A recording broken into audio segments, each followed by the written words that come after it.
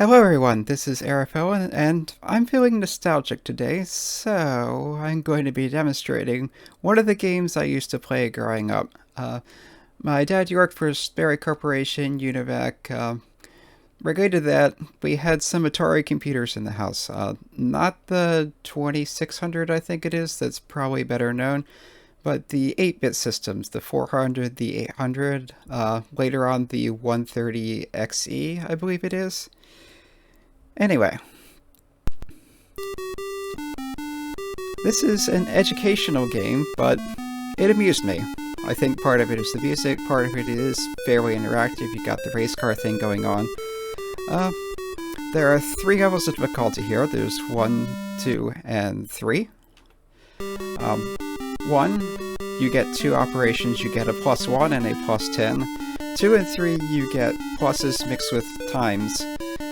So let's just start the game, and I'll explain what I'm talking about. So you're here, you have this little race car.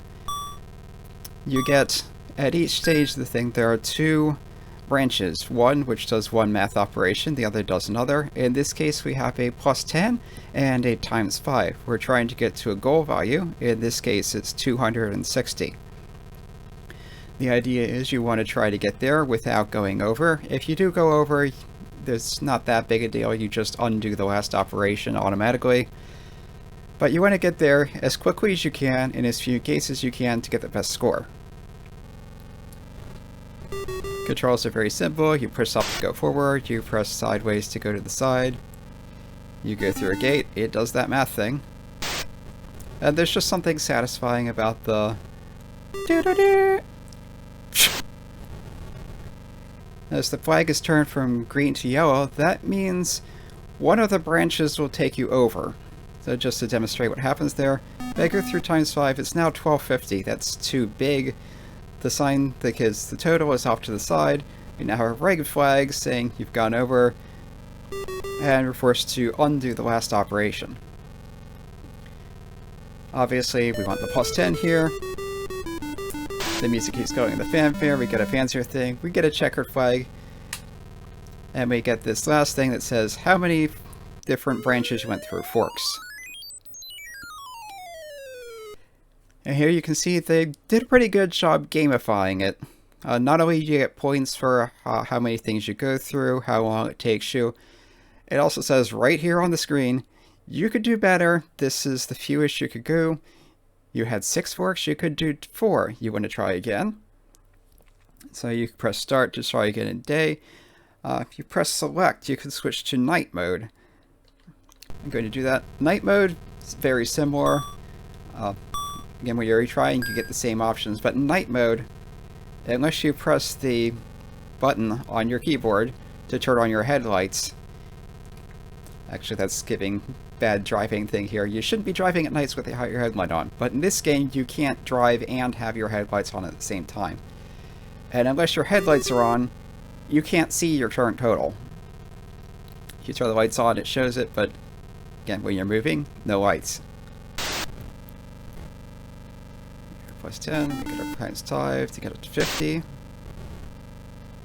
×5 again will get us to 250. And one more +10. Ta-da! And if you get the least number of forks, you get this nice little sparkle on your goal, congratulating you for a job well done. If I hit reset here, come back to the title screen. Got some nice music going on. I'm pretty sure it's something classical.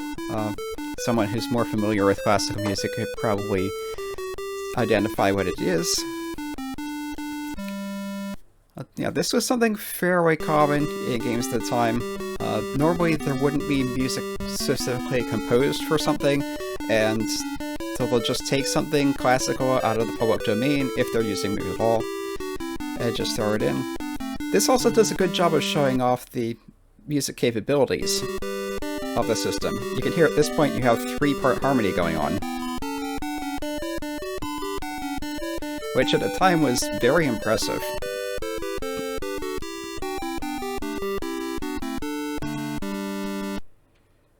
I switch to level 3, the only difference between level 2 and level 3 is level 2 you always have a plus 10 as one of your options. Level 3 that's also randomized. I'll think of it, what happens if you do multiply by... yeah. If you multiply 0 by anything, it's... nothing happens because 0 times anything is 0. Plus 6. Do I want to do the plus times 4 now? So if you want to get your best score, what you want to do is work backwards. So we have a times 4, you want to do your multiplication as late as possible to get the biggest effect. 120 is divisible by 4, that gets 30. So what we want to do is try to get to 30 and then hit the times 4. A 30 is not divisible by 4, but 24 is. To 24, 1 more plus 6 will get us to 30. And then times 4.